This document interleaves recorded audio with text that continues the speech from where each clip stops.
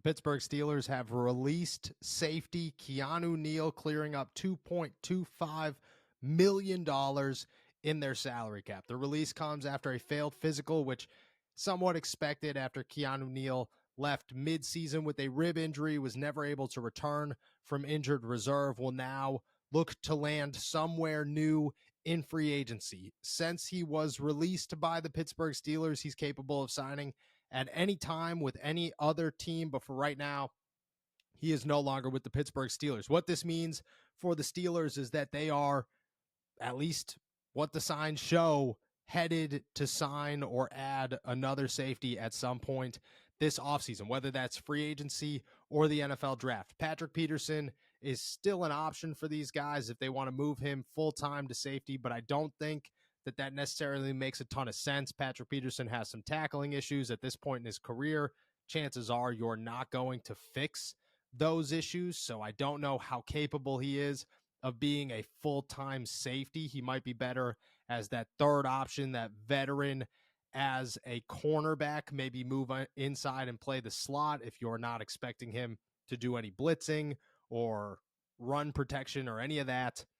Meanwhile, there are names for the Pittsburgh Steelers to approach in free agency. Justin Simmons just hit the open market. Jordan Poyer is now on the open market. You have CJ Gardner-Johnson.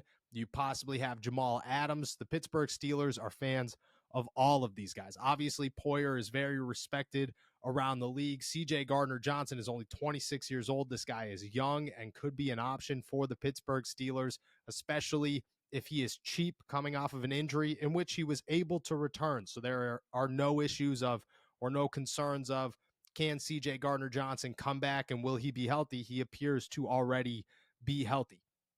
Justin Simmons, I think everybody in the league is a fan of, a 4-time second-team All-Pro, 2-time Pro Bowler. Him next to Minkah Fitzpatrick would be unbelievable, but is the price tag something the Pittsburgh Steelers are capable of handling? And if they can somehow get it small enough, are they willing to pay $30 million, probably plus, for their safety room, with Minkah Fitzpatrick taking on over $21 million of a cap hit in 2024? And then I would expect at least $10 million a season for Justin Simmons. You have names, obviously, like Jamal Adams as well that I've mentioned, that Mike Tomlin's been a huge fan of his entire career, has raved about what Jamal Adams can do on a football field and the impact that he brings to a team. He's been dealing with injuries. He will likely be cheap.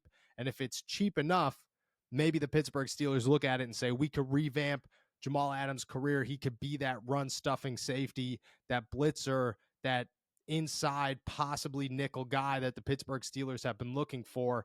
I wouldn't rule out DeMonte KZ still being on the roster in 2024. The Steelers like this guy. He's capable of doing a lot of things.